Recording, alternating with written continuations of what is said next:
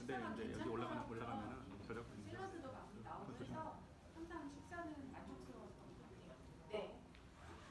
오후에 강의를 해주실 마이크로소프트 신재경 이사님을 박수로 모시도록 하겠습니다.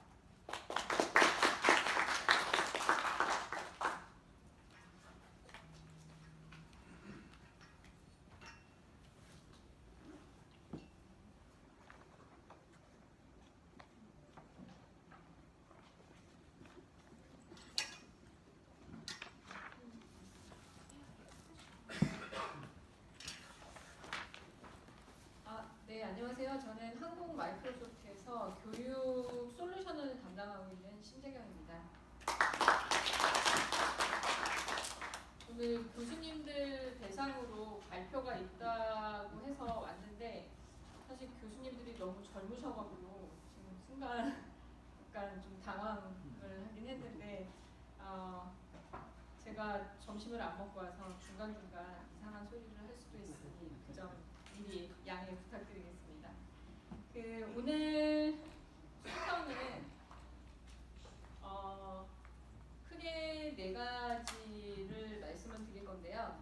여기 마이크로소프트 디지털 트랜스포메이션, 그 다음에 퓨처 레디 스킬, 그 다음에 오늘 참석하신 많은 교수님들께서 이제 팀즈에 대한 관심, 그 부분은 이제 직접 한번 해보실 수 있고요. 그 다음에 케이스 스터디를 따로 하려다가 중간중간에 같이 말씀을 드릴 거고, 마지막으로 Q&A 이런 형태로 진행을 하도록 하겠습니다. 마이크로소프트 하면 특히 제 나이 또래라고 해야 되나요? 그러니까는 예전부터 대학교 혹은 사회에 나와서 PC를 주로 업무로 하셨던 분들은 마이크로소프트 하면 여전히 뭘 생각하고 계시냐면 윈도우즈, 그 다음에 엑셀, 파워포인트, 그 다음에 워드 이렇게 많이 생각을 하고 계세요.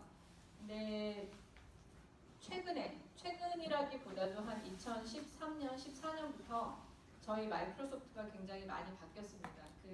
가장 크게 바뀐 거는 회장님이 바뀌셨고요.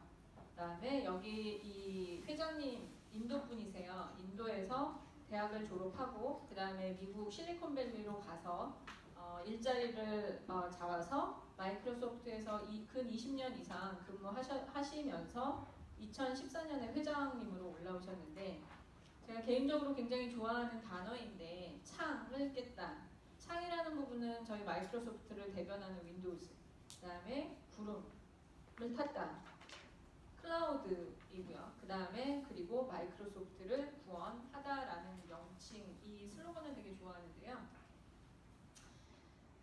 보시면은 마이크로소프트가 한때 독과점 회사이기도 했고, 그 다음에 마이크로소프트 솔루션이 아니면 쓸 수 있는 게 없던 시절도 있었는데, 실제로 구글이 나오면서, 그러니까 모바일 디바이스가 대세가 되면서 사실 마이크로소프트는 굉장히 어려운 시기를 지냈었습니다. 그래서 그 당시 제가 기억하기로는 2000년대 초반부터 2010년 그 사이가 마이크로소프트에서 얘기하는 이름은 암흑기 혹은 잃어버린 10년이라고도 얘기를 하고 있는데요. 저희 이제 주가를 제가 최신 걸로 업데이트 해야 되는데 아직 못했는데, 이게 작년도 1월 달의 기사거든요. 작년 1월에 보시면은 95불이었고, 제가 오늘은 확인을 안 해봤는데 한 2주 전까지 한 140불까지 올라갔습니다. 그래서 저희 마이크로소프트는 이제 한물간 90년대 슈퍼스타라고 얘기를 하고 있고요. AI 접목한 클라우드로 화려한 부활. 그 다음에 최근에 저희 댓글이라든지 블로그에 보면 왕의 귀환이라는 표현을 쓰시는 분들도 계시더라고요. 그러면 마이크로소프트가 어떻게 이렇게 변했는지에 대한 부분을 먼저 말씀을 드리고, 그 다음에 왜 이러한 변화에 의해서 우리가 학생들 혹은 학교가 어떻게 변해야 되는지, 그러니까 준비해야 되는 건 무엇인지에 대해서 간단하게 말씀을 드리도록 하겠습니다.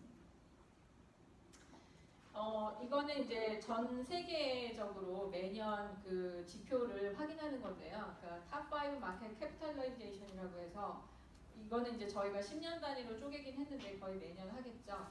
그래서 10년 단위로 쪼개면서 탑5를 봤을 때 여기 안에 보시면은 2가지의 의미가 있는데, 첫 번째는 마이크로소프트는 탑5 안에 이 지표로 10년 단위로 잘랐을 때 다 들어가 있다라는 것.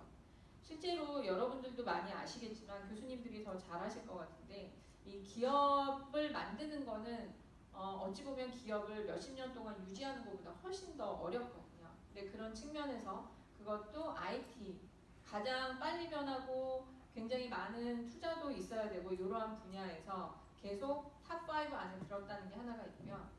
또 하나 여기에서 이제 또 주목해야 될 거는 그러면 우리의 아이들이 미래에 어떤 직업에 아니면은 무엇을 준비해야 되느냐가 이 지표에도 사실은 나와 있습니다. 보시면은 97년도에 맨 위에 있는 게 G가 있고요. 그다음에 코카콜라, NTT 그 인더스트리를 보면 그 나름 또 다양하게 있어요. 근데 2007년도 여기 이때가 제가 뭐가 있었는지 모르겠는데 그 정유회사 위주로 있긴 했지만 어쨌든 2007년에도 뭐 정유회사도 있고 전자회사도 있는데 2018년 보시면 여러분들이 아시는 그 다음에 여러분들이 그 많이 쓰고 계시는 그러한 소프트웨어 회사들 위주로 되어 있습니다. 여기서 유일하게 애플만이 디바이스, 그러니까 하드웨어를 그 만들고 있고요. 나머지 4개 업체는 엄밀하게 말해서는 소프트웨어만 아니면 어플리케이션 이러한 쪽만 하고 있고 혹은 또는 클라우드로 보실 수가 있을 것 같습니다. 그래서 이 지표를, 이 장표를 그 말씀을 드릴 때 과연 우리의 아이들이 어떠한 것을 준비하고 어떠한 것을 생각해야 되는지에 대해서 말씀을 드리는 거고 제 생각에는 물론 이거는 제 개인적인 생각도 있지만 많은 리서치 기관이나 그 미래를 예측하는 그 기업들에서는 이러한 흐름이 지금 여기에 나와 있는 뭐 순위는 엎치락 뒤치락 할 수 있겠지만 요 흐름은 당분간 10년 이내에는 크게 바뀔 것 같지 않다라는 얘기를 하고 있습니다. 맨 왼쪽에 빌 게이츠, 그 다음에 저쪽에 잃어버린 10년을 담당하셨던 스티브 발머, 그 다음에 중간에 사티아 회장님이시고요. 이제 이 사진은 2014년에 사티아 회장이 회장이 되면서 저희 전 세계 직원들 앞에서 발표한 내용입니다. 근데 이 사진을 보면서 되게 감회가 새로운 게 일단 저기 뒤에 노란색, 그 주황색이 있는 걸 보실 수가 있을 거예요. 사진기로 막 찍고 있는데 저게 마이크로소프트가 샀다가 판 폭망한 노키아 폰으로 직원들이 열심히 찍고 있습니다. 이 당시만 해도 저희가 모바일 쪽에 들어가서 성공할 거라고 그런 그 꿈을 갖고 있었고요. 그 다음에 약간 여담을 드리자면 잃어버린 10년을 주도하셨던 저 스티브 발머께서는 굉장히 직원들로부터 많은 인심을 이루셨어요. 원체 숫자만 쪼고 결과만 갖고 와라 이런 거를 하셔서 이분이 퇴임 발표가 나자마자 저희 주가가 10% 이상 올랐어요. 그래서 저희 직원들이 환호성을 질렀는데 아이러니하게도 스티브 발머께서 지분이 꽤 있으셔갖고 그 지분이 많으신데 주가까지 올라서 그 포틀랜드인가요? 시애틀인가 농구단을 사셨어요. 그래서 항상 여담이지만 도둑질도 크게 해야 되고 뭔가 해야 되나? 이런 생각을 그때 잠깐 했었습니다. 그리고 뭐 많은 분들이 아실 것 같아요. 빌 게이츠인데 빌 게이츠에 대해서 잠깐 이제 말씀드리면 빌 게이츠를 IT 업계 노스트라다무스라고 얘기를 하고 있어요. 그래서 빌 게이츠가 아마 90년대 초반인가 책을 쓴 게 있어요. 제 책 제목을 제가 잊어버렸는데 그 책 제목에 있는 요즘에 이제 그 IT 블로거들이나 그런 분들이 그때 빌 게이츠가 그 예측했던 것 중에 몇 개가 됐나라고 이제 얘기를 하고 있는데 거의 한 90% 이상이 그 현실 지금 2019년에 실현이 됐고요. 저 이제 내부적으로도 어떤 얘기가 있냐면 이 그 빌 게이츠 옥께서 앞으로의 그 성공하는 혹은 성공하는 비즈니스, 성공하는 사람은 데이터를 잘 활용하는 혹은 데이터를 갖고 있는 사람이다. 누구나 뻔히 알 수 있는 얘기긴 한데 어쨌든 그래서 저희 직원들은 내부적으로 데이터 공부를 열심히 하고 있어요. 앞으로 20년 또 먹고 살겠다며 열심히 저희 이제 내부에 그런 리소스들이 많은데 데이터 관련 공부를 하고 있습니다. 어쨌든 이때 당시만 해도 이 사티아 회장이 뭘 얘기했냐면 자 클라우드로 가야 된다라고 얘기를 했고 야심차게 발표를 했고 그분께서 마이크로소프트 힛 리프레시라고 얘기를 하셨어요. 근데 사실 이 현장에 제가 있진 않았고 아마 3월 달인가 그 부임을 하셨고 8월 달, 7월 달에 제가 갔었는데 그때도 똑같은 얘기를 하셨는데 그때 이제 제가 되게 감명 깊게 느꼈던 거는 이분이 올라와서 클라우드의 기술에 대한 얘기를 한 게 아니라 자, 철학을 바꿔야 돼요라고 얘기를 하셨어요. 근데 정말 지루했어요. 그래서 저는 거의 대부분 졸기는 했으나 이분이 그런 철학을 얘기했고 그다음에 이제 또 하나는 많은 직원들이 심지어는 그 당시에 기사들을 보면 사티아 회장 잘 될까? 마이크로소프트 더 그 망하는 속도가 더 빨라지는 거 아닐까라는 굉장히 안 좋은 보도가 나왔고 실제로는 주가가 좀 흔들리기도 했었어요. 근데 이분이 계속 자 우리가 가야 될 길은 클라우드야. 근데 그런 클라우드를 하기 위해서는 기술도 필요하지만 가장 기본으로는 철학이 필요해라는 그런 이상한 말씀을 하셨고 실제로 인도 분인데 약간 불교 쪽을 되게 많이 공부하신다고 하더라고요. 그래서 어쨌든 이상한 분이라는 생각을 했고 많은 직원들이 대다수의 직원들이 불신의 눈빛을 많이 보냈었습니다. 그래서 힛 리프레시 다 바꾸자라고 얘기를 하셨습니다.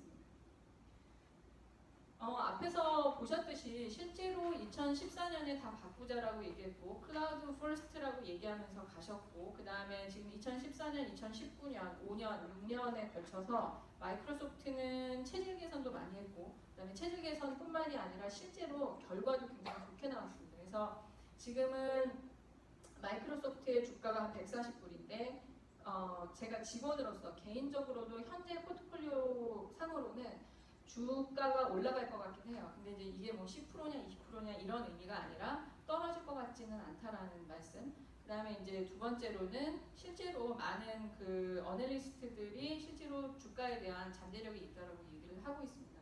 그래서 이런 얘기를 했는데 어떤 분이 진짜로 사셨더라고요. 그래서 그분을 생각하면 항상 주가가 떨어지면 안 되는데 해서 사시면 안 되고요. 일단 제 생각이 앞으로의 미래 가치가 어느 정도 있다라는 거고요. 저희 그 직원으로서 제가 이제 이런 발표를 하면서 항상 예전부터 궁금했어요. 기술이라고 하면 뭐 클라우드 하면 사실 많은 분들이 아실 것 같아요. 아마존을 생각을 하실 수가 있고 그 다음에 또 모바일에 대한 애플리케이션이라던가 여러 가지 그러면 또 구글이 되게 앞섰는데 마이크로소프트가 후발주자로서 많은 것들을 변모하기도 했지만 결과가 이렇게까지 나온다는 게 사실은 쉽지가 않거든요. 개인적으로 되게 궁금했어요. 과연 뭐가 차이가 있을까? 마이크로소프트 직원들이 다른 회사보다 더 뛰어나진 않았을 것 같아요. 그때 스티브 발머가 계신 동안 많은 분들이 많이 옮기시기도 했어요. 하도 힘들게 해서. 근데 어쨌든 제가 그 개인적으로 직원으로서 그 6년 동안의 여정을 겪으면서 직원으로서 느꼈던 가장 큰 차별점은 문화예요. 아까도 말씀드렸듯이 사티아가 2014년에 철학을 얘기했을 때는 정말 말도 안 되는 소리였거든요. 그 당시는 기술이 어떻게 갈 거고 어떤 거를 해야 되고 막 투자를 얼마 해야 돼 이런 얘기를 해야 되는데 회장님이 나와서 그것도 지금은 되게 발음이 좋아지셨는데 그 당시만 해도 발음이 지금 같진 않았거든요. 그런 발음으로 철학을 얘기하고 사람들이 뭐야? 뭐 이런 얘기를 했는데 실제로 제가 느끼는 거 그 다음에 많은 그 분석가들이 기자들이 얘기하는 건 마이크로소프트의 가장 차별점, 가장 성공의 원동력은 이 문화가 아닌가라고 많이 분석을 하고 있고 저희는 이제 그로스 마인드셋, 그 다음에 리더십 이 두 개를 얘기를 하고 있습니다. 그래서 리더십, 제가 이제 저는 사실 리더가 아니고 직원의 일개 직원이지만 개인적으로 이 리더십을 좋아하는 건 뭐냐면 많은 회사들이 사실 많은 좋은 얘기, 이 위에 보시면은 뭐 모든 사람과 조직이 더 많은 걸 달성할 수 있어요. 뭐 지능형 클라우드 지능형 엣지 이러한 얘기들은 다른 많은 회사들이 하고 있는데 이것을 실질적으로 직원들의 마인드를 바꾸고 기술을 바꾸고 그다음에 영업사원들 고객의 생각을 바꾸는 그 편견을 바꾸는 데에는 이 기본적인 두 가지가 굉장히 작동을 했는데 이 지도력이 저는 되게 중요한 게 뭐냐면 저희 마이크로소프트의 이런 되게 멋진 이런 되게 나이스한 얘기들을 직원들에게도 얘기하지만 사실 가장 큰 책임을 주고 그 책임에 의해서 결과를 그 측정을 했던 거는 저희 리더십 팀이었어요. 그래서 사실은 마이크로소프트는 리더십 팀들이 굉장히 힘들어요.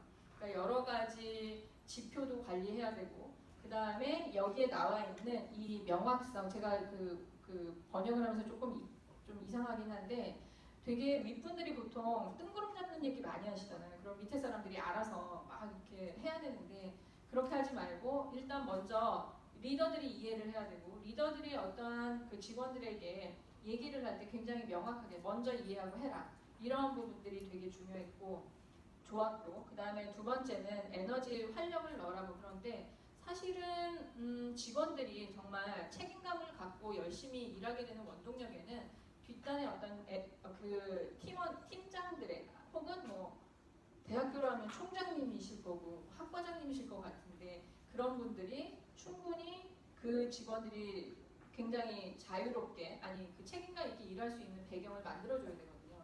그런 부분에서 이 리더십에 대한 부분은 굉장히 많은 강조를 했고 실제로 이게 되게 많이 바뀌었습니다. 일례로 그 스티브 발머가 계실 때는 저희는 항상 모든 건 숫자가 안 되는 사람이 아니다라는 정도로 굉장히 숫자 위주로 말을 했는데 그러니까 뭐 이렇게 얘기하시는 거죠. 너 이 숫자 했니 안 했니? 딱 거기까지인데 여기에서 이제 바뀌었다라고 하면 아, 이 숫자가 어렵구나. 똑같은 얘기지만 뭐를 도와주면 되겠니라고 그래서 직원들이 조금 더 생각을 좀 다양하게 혹은 좀 조금 더 폭넓게 할 수 있는 게 바뀌었습니다. 그래서 이거는 사실 리더들은 싫어할 수 있으나 직원인 저는 굉장히 좋은 그 요인 중에 하나였고요.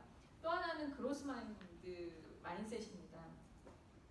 그래서 이것도 처음에 그로스 마인셋을 했을 때는 매출을 더 늘려야 되나라는 굉장히 그 힘든 생각을 했었는데 사실 이 성장 마인드의 가장 기본은 제가 이거는 그 영업 슬라이드를 조금 해서 그런데 생각의 탄력성 혹은 개방성 그 다음에 여기서 이제 가장 얘기하는 거는 지금 여기 계신 교수님들은 아마 많은 공부를 하셨고 누구보다도 베테랑이실 것 같아요. 뭐 기술이나 아니면은 어떤 시장에 대해서 가장 누구보다도 베테랑인데 이 그로스 마인셋에서는 내가 현재 베테랑이라 하더라도 내가 모르는 게 있을 수 있고 그다음에 내가 현재 베테랑이라 하더라도 새로운 기술에 대해서는 배워야 된다. 이러한 게 이 그로스 마인셋의 가장 기본 원칙입니다. 그래서 이 부분이 굉장히 좀 달라졌어요. 대신에 굉장히 많은 공부를 해야 돼서 사실 굉장히 좀 피곤하긴 하지만 그런 거. 그 다음에 두 번째는 저희는 다양성과 포괄성. 여기에 다양성은 뭐 아무래도 미국에 있기 때문에 그 인종이라든지 그 다음에 성소수자라든지 그 다음에 장애인이라든지 이러한 것에 대한 편견을 갖지 말고 우리가 같이 수용을 해야 된다. 그 다음에 포용을 해야 된다. 포괄성이란 포용성인데 포용을 해야 된다라는 이러한 부분을 지속적으로 강조하고 있습니다. 그런데 이게 또 마찬가지로 강조만 해서 끝나진 않았어요. 만약에 강조만 했다 그러면 사실 업무도 바쁜데 이거를 언제 하고 있겠어요. 중요하지도 않은데. 근데 이거를 저희는 HR 그 평가, 인사 고가에 이러한 항목을 넣습니다. 그래서 2014년에 인사 항목으로 넣었을 때는 사실 저희도 내부적으로 굉장히 혼란스러웠고요. 그다음에 저희가 아마 가장 처음으로 그 인사 고과제에서 순위를 없애버렸어요. 그러니까 예전에는 실적을 제일 잘한 사람은 제일 많이 주는데 이런 것들을 없애고 이 두 가지 포인트를 갖고 그 인사 고과를 했고 실제로 이것들이 만약에 인사 고과가 없었다면 마찬가지로 이러한 것들을 얘기한들 또 별로 변화가 없었을 것 같은데 이것은 실제로 인사 고과에 넣고 요거는 제가 알고 있기로는 그 하버드 비즈니스 리뷰인가요? 그쪽에도 일단 언급이 됐던 걸로 그렇게 알고 있습니다. 뭐 디지털 혁신 지원이라는 거는 많이 이미 들으셨을 것 같아요. 뭐 4차 산업혁명이라고도 얘기하고 디지털 트랜스포메이션이라고 얘기를 하고 있는데 저희 이 디지털 혁신은 어느 한 분야, IT 기업에서만 필요한 게 아니라 업계 전반에 대해서 이러한 디지털 혁신이 있어야 된다라고 얘기를 하고 있고 제가 이쪽 교육 쪽으로 온 거는 올해 3월에 왔는데요. 그 이전에는 저는 사실은 영업을 담당을 하고 있었고 그 매니팩처링 영업을 담당을 하고 있었고 그쪽에는 이제 굉장히 활발히 연구가 되고 있고 실제로 도입에 대한 부분을 일정 부분 하고 있는데 학교 부분은 또 의외로 제가 생각한 것보다 걸림돌이 많더라고요. 일단 가장 큰 이제 걸림돌이 규제가 굉장히 큰 것 같은데 어쨌든 이러한 부분에서 도입을 하셔야 된다는 거고 이거는 이제 제가 좋아하는 사티아의 얘기인데요. 이게 문화로서 우리는 모든 것을 알고 있는 집단에서 사실 IT 기업이나 아니면은 또 어찌 보면은 이 사회의 리더분들, 오피니언 리더분들은 이미 알고 계시는 분들일 것 같아요. 그런데 세상이 너무 빨리 변하기도 하고 이러한 우리가 알고 있다 한들 우리가 다 할 수 있는 건 아닌데 그런 부분에서 모든 것을 배우고 싶어하는 집단으로 그러니까 항상 열려있는 생각을 가지라는 건데 이러한 집단으로 옮겨가야 된다라는 문구가 좋아서 일단 여기에 넣었습니다. 사실 교수님들 앞에서 강의를 하려니 좀 부담이 되네요. 교수님들 거의 박사분들이시죠? 저는 번데기 앞에서 주름 잡는 그런 느낌이 들어서 이거는 이제 AI 화두에 대해서 그냥 한 장 넣습니다. 많은 분들이 요즘에 사실 AI 하면 굉장히 화두이고 그다음에 뭐 많은 업체들이 AI의 브랜드가 있어요. 대부분은 이제 그 뭐라고 해야 되나요? 그런 스피커들인데 마이크로소프트의 AI가 뭐예요? 라고 했을 때 저희의 AI는 어떤 특정 브랜딩이 아니라 기존의 마이크로소프트의 솔루션에 모두 들어가 있습니다. 라고 이제 말씀을 드리고 있습니다. 저희도 이제 뭐 알렉사나 시리 같은 코타나가 있는데 코타나가 좀 공부를 못해서 알렉사하고 같이 공부해서 같이 솔루션을 내놓는 걸로 이렇게 에이전트가 있고요. 그 다음에 어플리케이션들이 있는데 요거는 잠깐 한번 보여드릴게요. 여기 혹시 영어과 교수님 계세요? 영어 조금 안 되셔도 된다고 하고.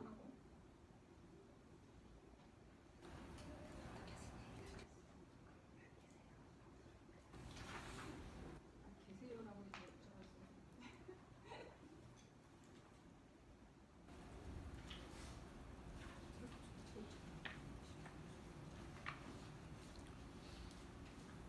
이게 파워포인트 기능인데요. 저희 뭐 새롭게 뭐를 추가로 구매하시거나 이런 게 아니라 학교에 지금 계약되어 있는 5365에 있는 최신 버전을 쓰셔서 파워포인트를 돌리게 되시면 왜 말을 안 하지?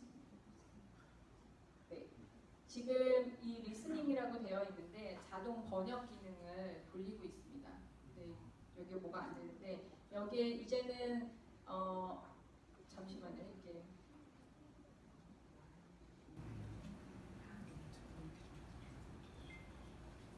파워포인트 상에서 네네.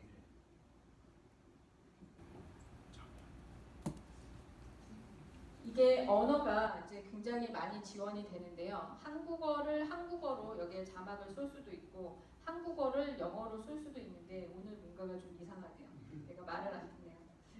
긴장했나 봐요. 이 AI 그 자동 번역 기능이 뭔가 추가 설치가 아니라 그냥 여러 교수님들이 쓰시고 있는 오피스를 그냥 활용을 하시면 됩니다. 그래서 이게 머신러닝 기능이 들어가 있어서 이게 좋기도 한데 살짝 무서운 부분도 좀 있어요. 뭐냐면 제가 이 기능 발표를 처음 시작한 게 5월달이었고 5월달에 발표했을 때는 인터넷 커넥션이 안 좋나 보네요.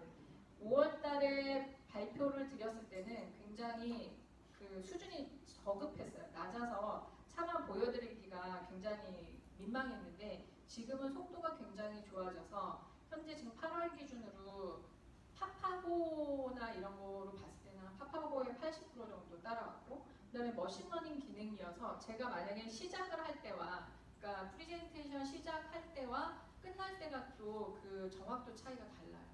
그래서 앞으로는 물론 굉장히 디테일한 부분들은 실제로 그 번역하시는 통역이나 이런 분들이 하셔야 되는데 요즘은 1차 번역, 뭐 1차 통역은 그냥 저희는 이걸 사용을 하고 있습니다. 그다음에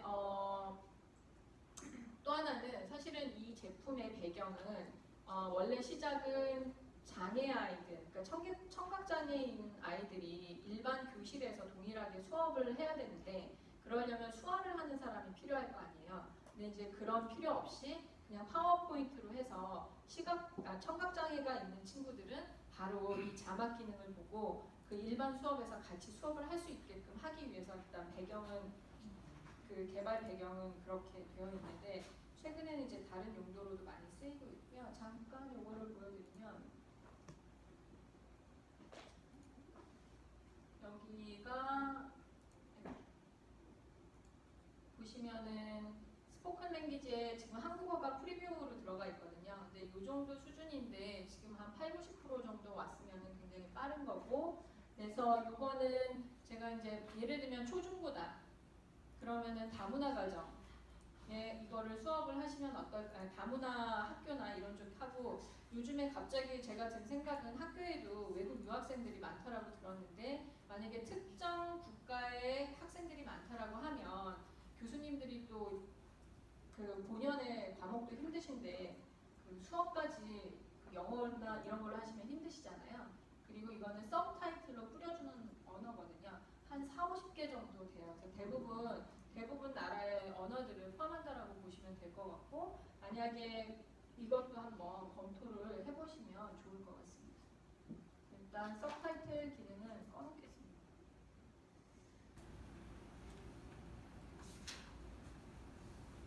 오늘 네트워크가 좀 안 좋네요.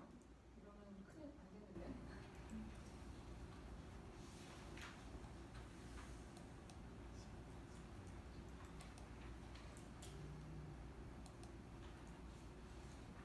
이게 네트워크.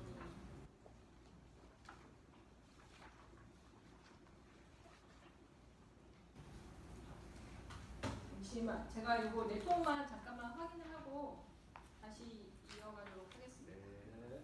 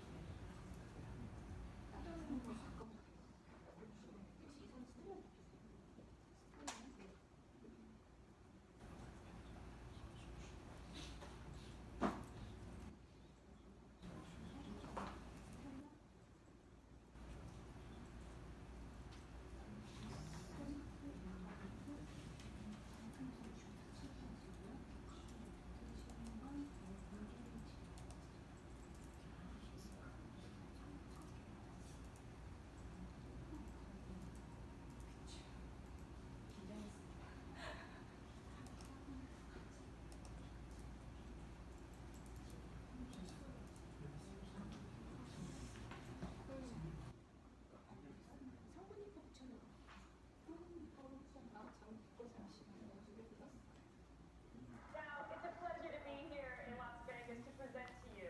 Now, I get invited to do keynotes across the globe. And while it's easy for me to be here in Las Vegas, it isn't always easy for me to travel across the world. And even when I do, I can't always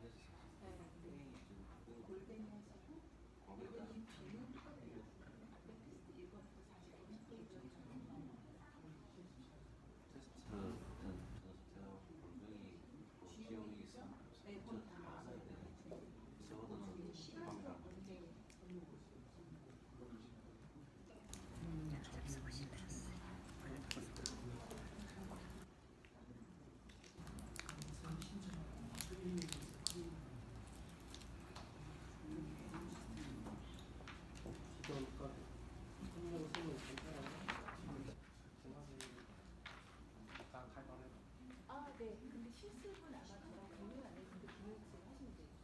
네, 교수님 계정을 하시면 일단 오퍼레이팅 했더니 제가 안내를 드리는데 오픈은 교수님 계정을 쓰셔도 괜찮습니다.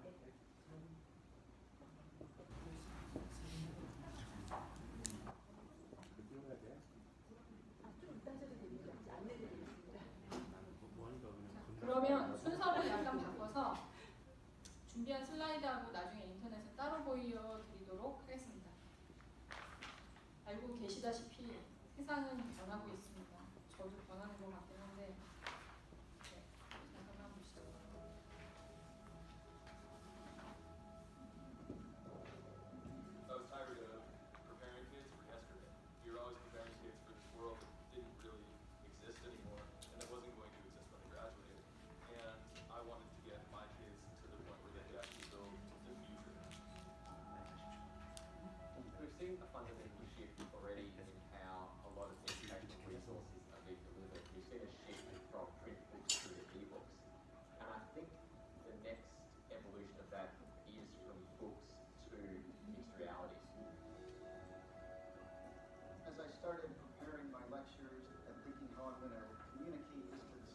one thing I wished is I had a 3D chalkboard.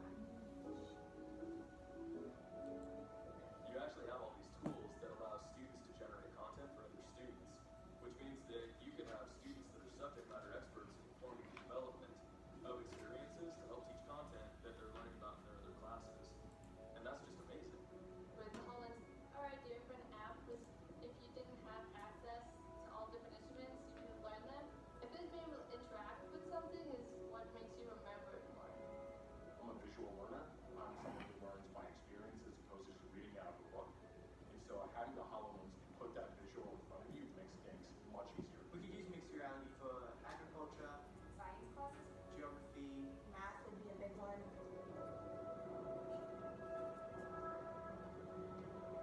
It provides a much more engaging experience for students, and that's the ultimate goal for a teacher, is to engage the students and have them learning.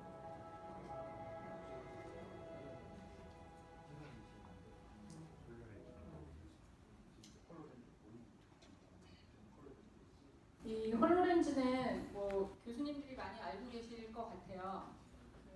근데 저는 홀로렌즈가 아니라 HMD라고 삼성에서 나온 제품을 출시를 하긴 했는데 최근에 제가 이 동영상은 사실 그 HMD 론칭할 때 되게 많이 봤고 최근에 이제 제가 보고 있는 거는 이게 교육에서 어떤 의미가 있을까. 물론 아까 보셨듯이 컨텐츠가 되게 좋기는 해요. 비싸기도 한데 실제로 이제 제가 주로 이제 K-12를 돌다 보면 지금 고3, 그러니까 고등학교는 되게 입시 때문에 되게 힘들어하고 있고, 그다음에 이런 시스템들을 사용했을 때 어디가 가장 좋고 실제로 효과를 많이 볼 수 있을까라고 이제 생각했던 게 만약에 고등학교로 보면은 특성화 고등학교, 그다음에 대학교로 보면은 제가 요즘 학교 그걸 잘 몰라서 그런데. 하여튼 이런 쪽에 특화된 학교가 오히려 이런 걸 도입을 해서 학생들이 더 나은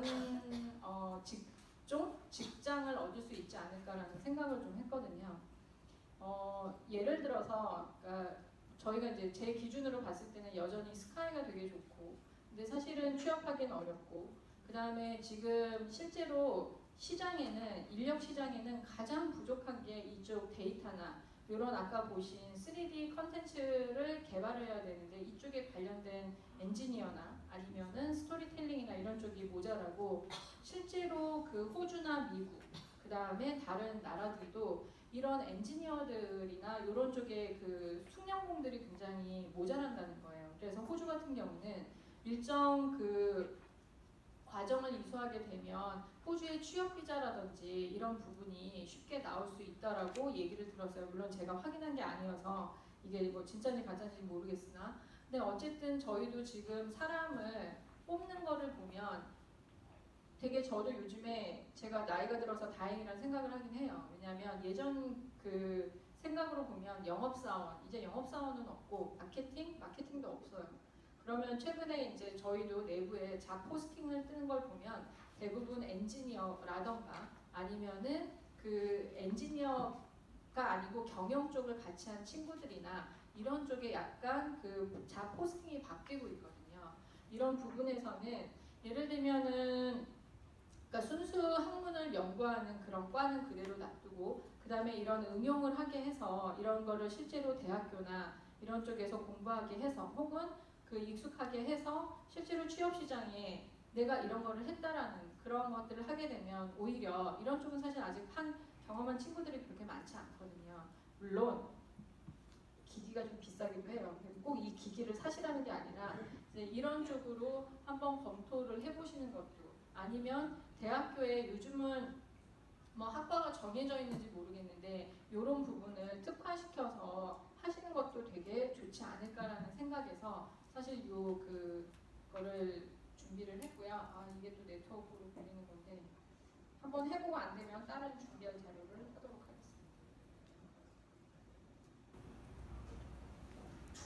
저희들이 끌까요? 저는 테더링을 이걸 다 빼야 했고요. 되는데. 테드링 없어요? 물이 잘 되는데. 엄청 잘 되는데. 이거는 틸스라는 TILS는 마이크로소프트 사회공헌팀에서 만든 학교예요.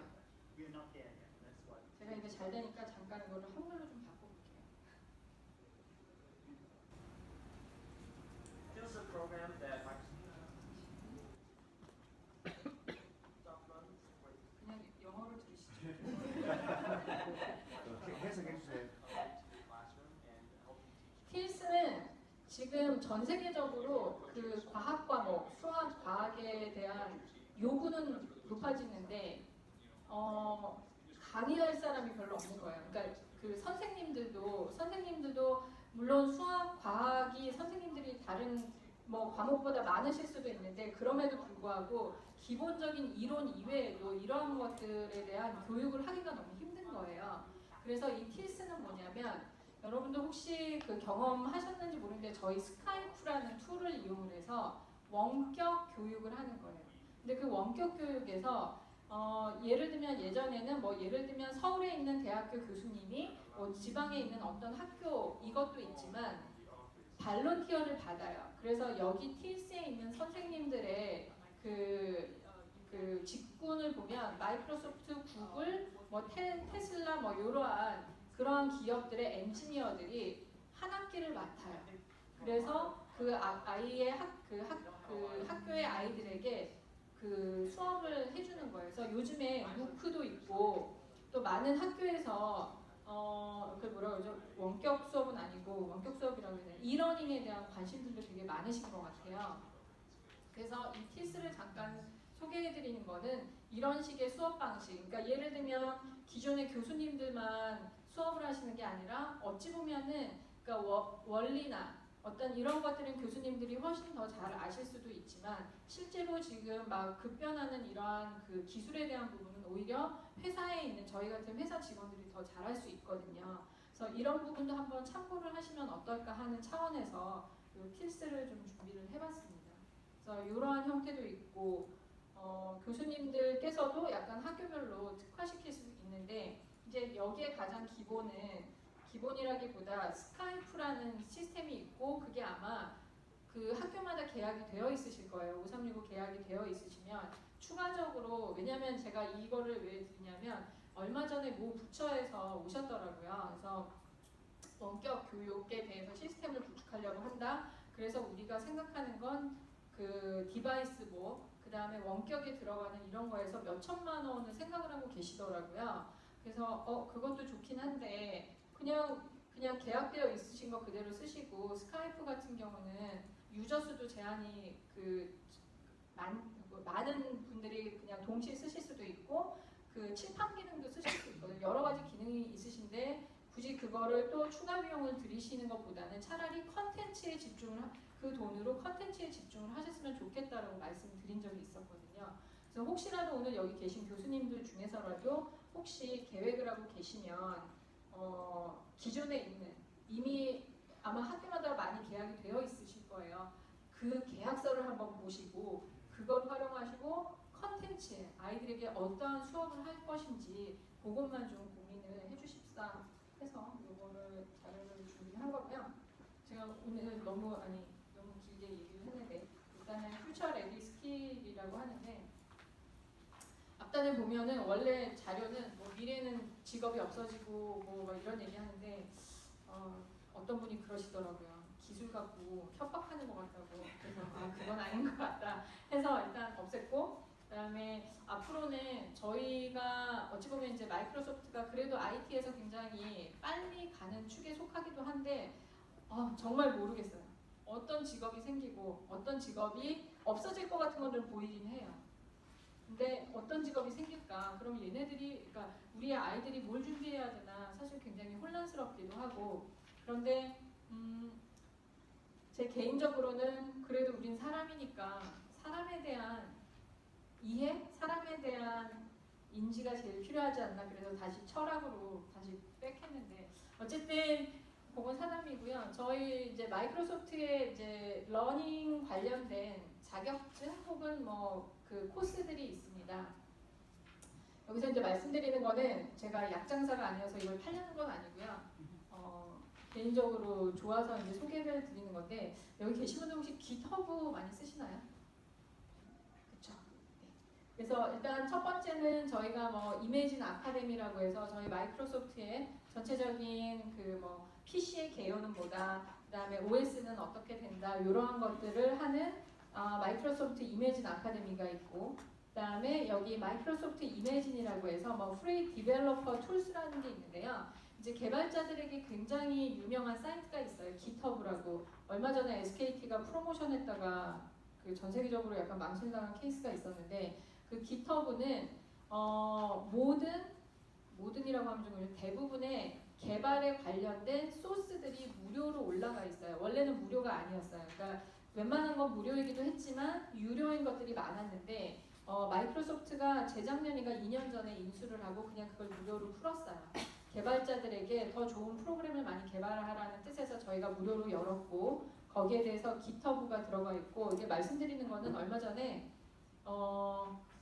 그 한상희 교수님이라고, 지금은 교수님은 아니신데 이제 그분이 개발자들 혹은 우리의 아이들이 미래를 위해서 뭘 준비해야 될까 해서 3가지를 쓰셨어요. 근데 이제 그 중에 하나가 그분이 뭐라고 쓰셨냐면 깃허브 활용을 많이 해라. 왜냐하면 그게 무상이기도 하고 우리 학생들은 돈이 많지 않잖아요. 근데 그 깃허브에 들어가서 마음껏 쓰고 많은 다양한 개발을 해라라고 해서 문득 생각이 나서 말씀드렸고요. 여기 지금 깃허브가 안 들어가 있는데 이 자료는 몇 년 전 거라서 그게 쓸 수가 있고, 그 다음에 메이커 스페이스라든지 이런 게 있고, 아두이노, 뭐 스템 과정이 있고, 그 다음에 MPP라고 해서 마이크로소프트 프로페셔널 프로그램이라고 해서 저거는 좀 더 데이터 사이언스, AI 여기에 들어가 있습니다. 그래서 MPP 같은 경우는 사실 이 과정이 저기 마인크래프트 빼고는 다 무상이에요. 무상이라는 의미는 뭐냐면 영어로 다 공짜로 공부하실 수 있는데 영어가 조금 허들이긴 한데 그 영문으로는 다 무상으로 학생들이 영어에 대한 그것만 없다면 무상으로 공부할 수 있는 거고, 그 다음에 대신에 이제 서티피케이션을 따게 되면 그거는 이제 한 토익 시험 보듯이 한 89불 정도 돈을 내셔야 돼요. 근데 제가 여기서 조금 말씀드리고 싶은 건 우리 학생들이 공부를 하더라도 저는 해외에 취업을 많이 했으면 좋겠어요. 그러니까 뭐 그 어려운 일이 아니라 이런 IT 쪽은 사실은 굉장히 많이 열려 있고, 그 중에 하나가 저 MPP라고 해서 저 MPP에는 데이터 사이언스나 AI 과정이 들어가 있고 저걸 공부하고 패스를 한다라고 하면 저 자격증 하나만으로도 그 한국 학생이 다른 나라의 다른 기업에 어플라이 할 때 사실은 플러스이거든요. 왜냐하면 MPP 같은 경우는 전 세계에 공인된 인증 그 서이기도 하고, 그다음에 또 하나는 기업들이 어쨌든 최근에 마이크로소프트에 대한 클라우드라든지 IT에 대해서 굉장히 많이 그 필요로 하고 있어서 저 MPP에 대한 부분은 검토를 하셔도, 물론 이제 비용적인 거는 보셔야겠지만, 그래서 실제로 지금 한국의 몇 개 대학은 저 MPP를 아예 한 학기 과정으로 넣으셨더라고요. 그래서 마찬가지로 제가 말씀드리지만 무상 영어로는 다 무상이에요. 학생들한테 알려주기만 해도 관심이 있다라고 하면 무상으로 들어가서 보시면 될 것 같습니다.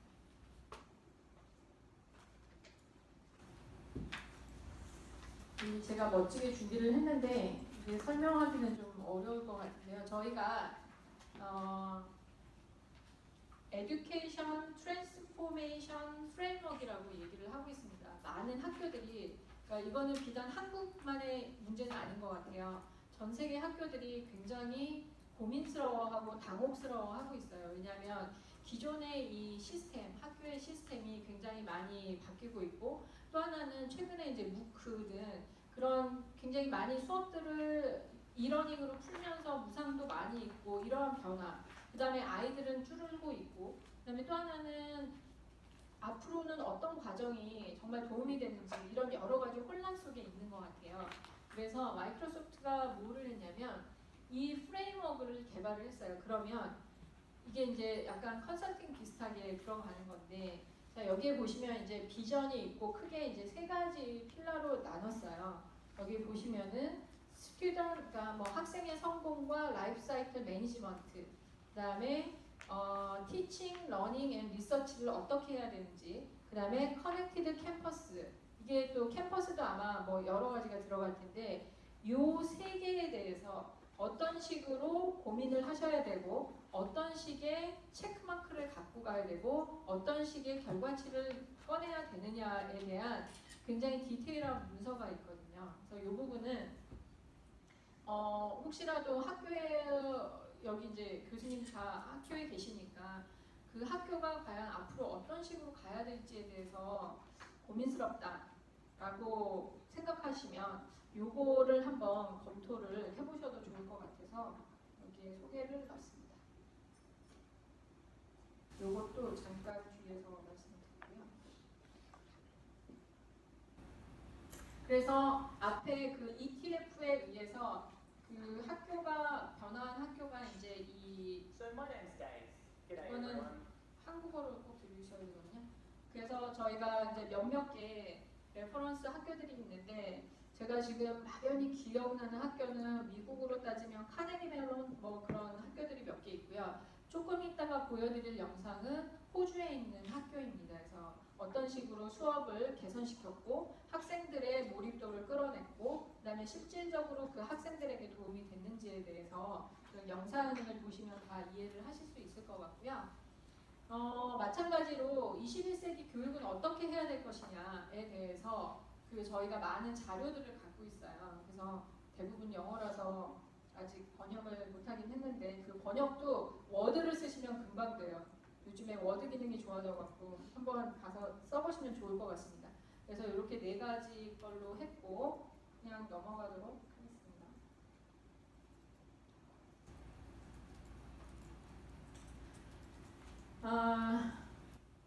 이게 지금 너무 작아서 아마 이거는 제가 그 프린트물이나 뭐 그쪽에 있을 거예요. 그래서 저희 그 고민들을 많이 하실 것 같은데 여기 보시면 이제 LMS에 대해서 관심들이 많으실 것 같은데 각각 그 포인트들이 있어요. 여기 보면 뭐 렉처를 어떻게 할 것이냐, 메시징, 뭐 어사이먼트 이런 것들이 있는데 요거에 대해서 각각의 솔루션은 무엇이다라는 게 나와 있는 거고요. 요것들에 사실 편하게 보실 수 있는 게 아까 그 동영상이거든요. 그 동영상은 좀 이따가 한글 버전으로 드리도록 하겠습니다. 이런 것들은 그냥 참고하시고 시간이 그렇게 길지 않아요. 또 하나는 만약에 우리의 학생들이 한국에서만 직업을 찾을 거라면 조금 소홀히 할 수도 있을 것 같은데 저는 또 우리 학생들에게 이 링크드인을 되게 적극 활용을 하라고 하고 싶어요. 그러니까 링크드인 같은 경우는 전 세계에 가장 큰 구직 사이트, 뭐 구인 사이트이거든요.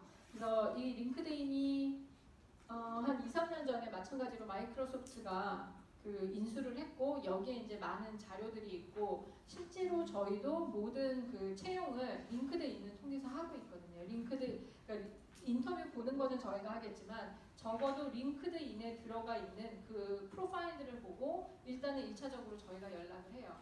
그래서 이 링크드인에 가면 그런 그 직업 그 이력서를 어떻게 쓰고 그 다음에 어떤 것들을 공부해야 되고 이런 것들이 되게 잘 되어 있어요. 그래서 아직 한국에는 사실은 그렇게 알려져 있다고 볼 수는 없지만 만약에 우리 학생들이 다른 여타의 IT 기업들에 도전해보고 싶다라고 하면 링크드인을 활용하시는 것도 저는 적극 추천을 드리고 있습니다. 이게 이제 MPP인데요. 이것도 잠깐 스킵을 하도록 하는데 내용은 굉장히 최근에 굉장히 필요로 하는 그런 과정들이 잘 들어가 있어요. 마찬가지로 영어는 무료입니다. 그래서 보시면 좋을 것 같고요. 자격증들은 이미 많은 학생들이 따고 있더라고요. 근데 저는 개인적으로 자격증을 따는 거는 좋을 것 같은데 아이들이 또 학원에 가서 공부를 하는 거는 저는 개인적으로 좀 그런데 어쨌든 지금 그 학생 프로그램이라든지 이런 거 뒤에 가서 설명을 드리겠지만 잘 되어 있어서 우리의 아이들이 굳이 학원에 가서 안 배워도 지금 학생 베네핏 프로그램 활용하고 학교에서 조금 수업으로 과제로 좀 해보고 그 다음에 이런 자격증을 따면 굉장히 손쉽거든요.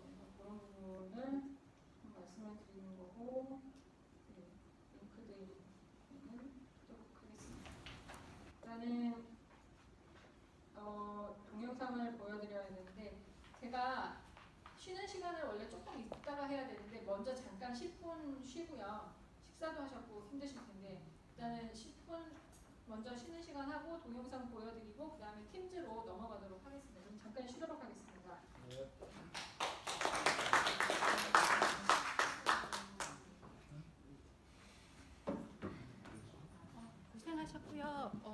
약간